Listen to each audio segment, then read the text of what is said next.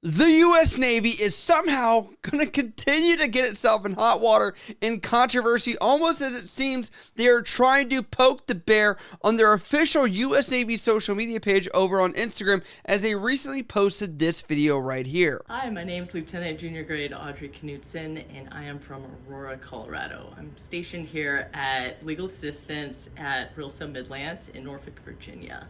And I joined the Navy because my grandfather served in the Navy in World War II. He was on board the USS Hornet, and it means a lot for me to be able to join the Navy because he was a gay man in the Navy and he had a really difficult service. So for me to join as non-binary is really powerful to me, and something that I'm certainly proud of. And I was able to deploy on the USS Gerald R. Ford last fall, and the coolest thing I did on board was to be able to participate in a LGBTQ spoken word night, and I was able to read a poem that I wrote to the whole ship, and that was probably the culmination of the whole deployment.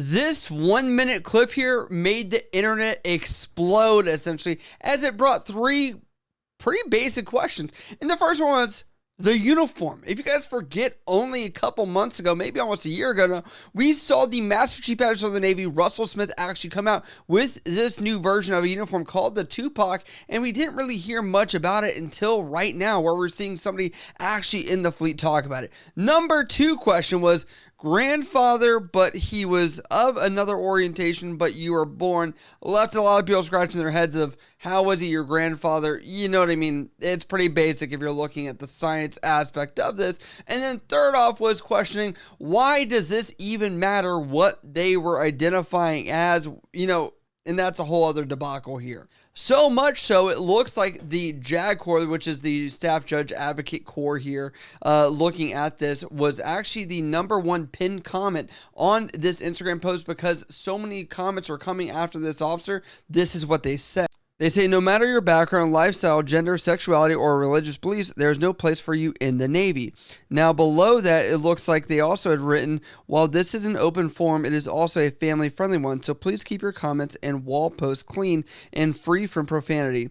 Note, comments and posts that do not adhere to the following guidelines will be removed or hidden. Continual violation of these guidelines will result in being blocked from this platform.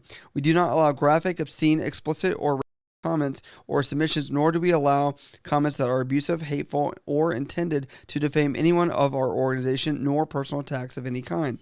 Then the military meme page writes back to the U.S. Navy JAG Corps and says, as an official military page, you are not allowed to delete comments. So they are not incorrect on this, because if you guys do not remember, again, we got to reflect on the past to see what's happening now and in the future. That is because the U.S. Army that made their esports team live stream, games such as Battlefield and Call of Duty and all that kind of stuff, were actually under fire for deleting comments from people that were going against some of the regulations and some of the things that the U.S. military stands for, and essentially got them in hot water because this was against the freedom of speech idea of this. So if the JAG Corps actually did do this, they would be in violation of that. If that's the same type of ideology, I'm going to see lawyer this a little bit. They are official lawyers, so I hope they've, maybe looked or reflected on other places as well. But this has become a hot button topic as individualism as being attached to the U.S. military versus what the ideology is of joining the U.S. military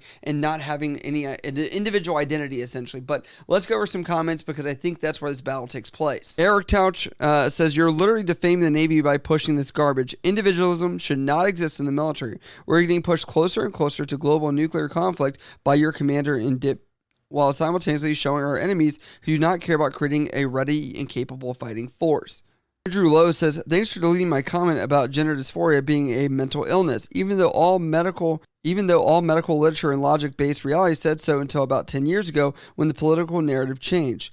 Chelsea says to Eric, imagine trying to out-sea lawyer the actual sea lawyers. Even somebody sticking up for Lieutenant Junior Grade Knudsen saying, is one of the smartest, kindest, and hardest working officers I know. I'm very proud to serve with them.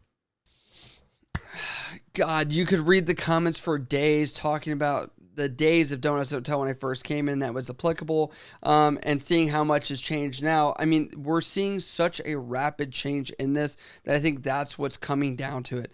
And looking at this situation, a lot of people would expect me to get all riled up and be so crazy about this, but I'm like, this person served on an operational platform, which is one of the hardest, which is a carrier, right? Especially as a JAG. She's not some line officer, and especially a junior officer at that. Then on top of that, she is more than qualified to do her job. She not only went through some kind of programs such as Officer Development School, but also went through some specialized training beyond just a 4 years bachelor's degree, did a bar exam, which is very hard to pass, by the way. I wanted to also just kind of go down the rabbit hole. So the bar exam pass rate, this is from a law school type statistic deal. Now, this lieutenant junior grade said she was from Colorado, so I'm just assuming that they would have went to law school over in Colorado. It's a 69% pass rate, but even like comparatively to other schools, 51, 53, 49, 63, like you're not, like the highest we're seeing is 74%, 78%, like,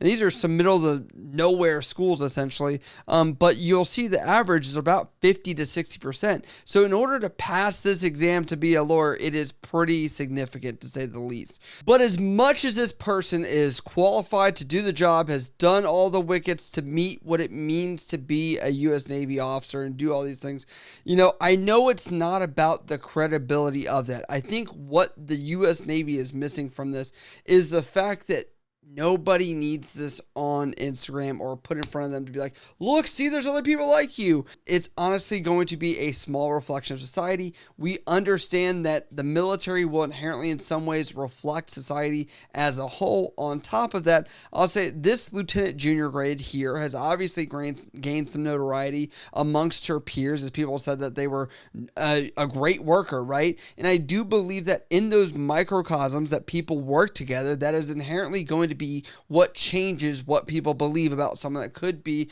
non-binary, X, Y, or Z, you name whatever alphabet, whatever that is.